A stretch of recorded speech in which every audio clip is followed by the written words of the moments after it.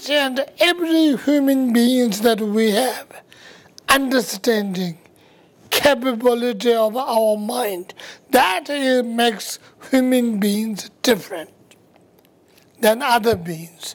The mind and the physical body, the relationship between this mind and this physical body, which is something very unique. The other lives don't have it. You look at the powerful tigers and elephants, they don't have it. They are weak insects, they don't have it. Neither they have the mind, nor they have this coordination and the relationship between these two. Nor their body is, elephant may be very big, but that's about it. And the beauty of elephant is beauty of elephant. And if elephant get mad, they will smash you under the foot, or they will catch you by their trunk and throw away.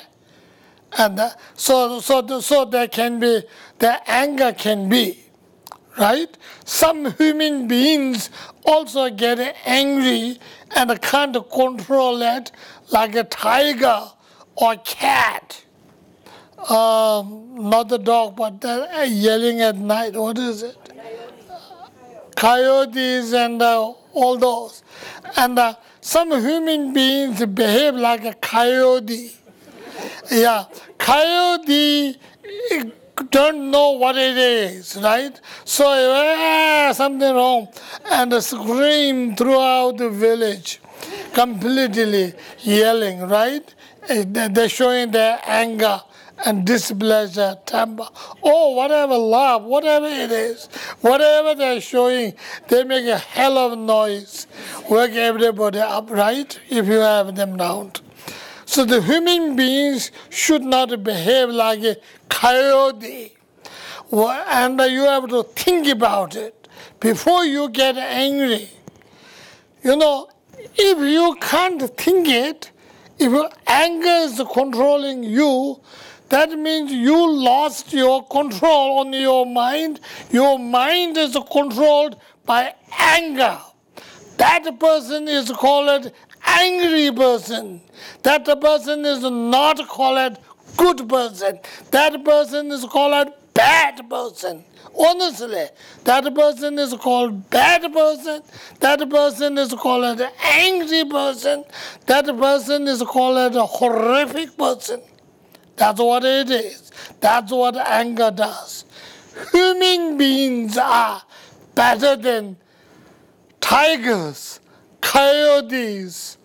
So mind has a capability to think, to filter, to give yourself time to focus differently. If you are angry on something, do not keep on insisting that. If you do that, your anger goes up. And anybody else you see, you want to talk about that. And not only you want to talk about that, you want to talk about that loudly, screamingly, yelling, don't you? So that shows you how bad you are, honestly. That shows you how bad you are. So this, if you see you yourself doing that, notice that, and recognize, look back to you, shamed of me. How shameful I have behaved. No matter whatever, excuses everybody have it. Even the son who killed his own father will have an excuse. Sheju paseg pula yes. That's a Tibetan saying. Excuse is even the son who killed his own father will have an excuse. Right? So don't entertain your excuses. Just be, honestly, just be good person who you are. Recognize the goodness you must bring out. The goodness will give you happiness. Give the other people, make the other people comfortable.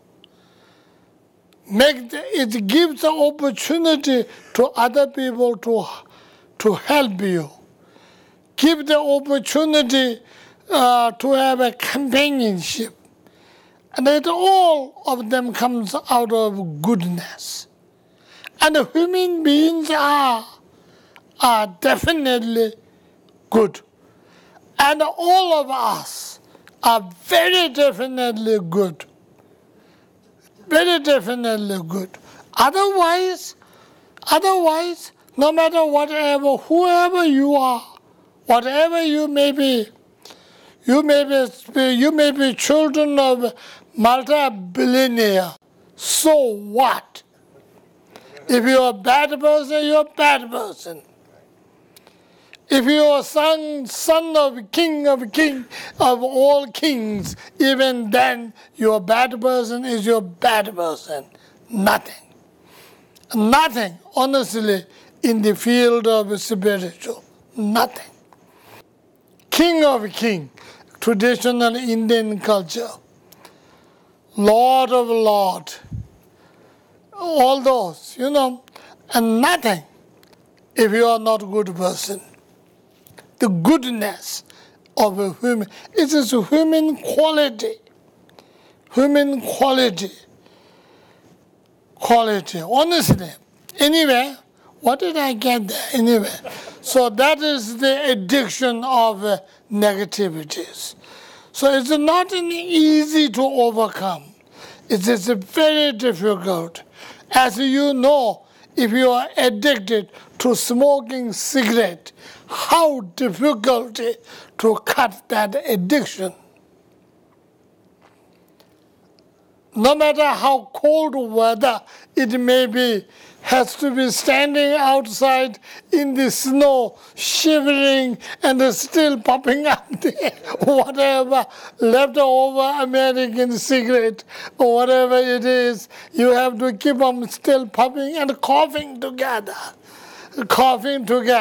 So how difficult to get rid of it. And then if you have to give out the addiction on alcohol, you know how difficult it is. Even though there are 12 steps, how many people follow 12 steps, how many times they fail. But the important thing is you never give up. If you fell down, get up and move. If you fell down, get up and move. That is the most important. So seeing that and giving up mental addiction is even more difficult. I do understand people cannot give up the addiction to anger, hatred. If you have addiction to anger, it will bring the hatred together. Anger brings hatred. Hatred brings violence. Violence brings violence. You know that. You heard this a million times. It is really true. You have to put a stop right at the point. What did the Westerns call it? Nip it on the butt. That's what it is, right? Nip it on the butt. So the moment the anger is coming, that's it, where you have to nip it. Buddha did that. And that's why Buddha gives you 3 higher trainings. Morality, samadhi, and the wisdom. All 3 works together. That is the same thing, whether it's Theravadan, Mahayana, Vajrayana, all 3 are principle. Honestly. Some people may think, well, I'm a Vajrayana, so I don't have to have a discipline. I don't have to have a morality. Very wrong. Honestly wrong. Honestly, very wrong. Even in Vajrayana, they said, maintaining your commitment vow is the essential basis. Namda tamsi tombo sumbala, Kharza. I'm sorry. I forgot. So anyway, that is the very, very main thing. Achieving Buddhahood. And where and how you achieved is taking discipline of true truth, understanding of true truth, and on the basis of Four Noble Truth. And then we talk about it, three refugees and three refuge. Now, today, the natural of the practice. We already talked at the beginning, and how it make it possible to function, and that is enthusiasm. Without enthusiasm, nothing can be achieved. Enthusiasm is so important.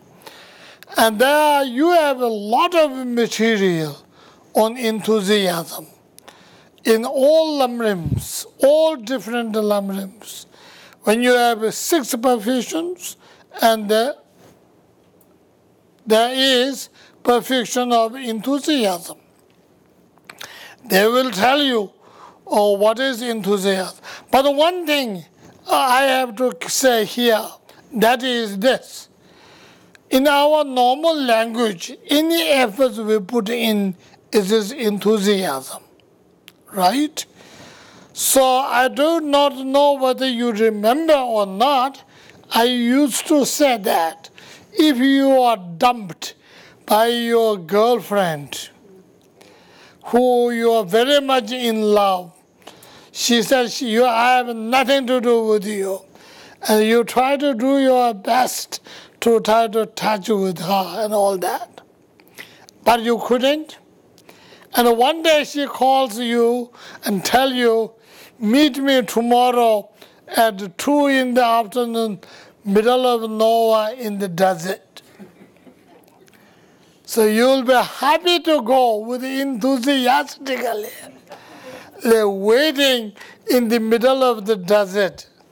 Whether you have a bottle of water in your hand or not, you'll be waiting there, sweating, till 5 o'clock, till 5. And nothing shows up, right? Nothing. So you may call that is diligent enthusiasm. No, that is self-torture. You just bought another suffering. That is not enthusiasm.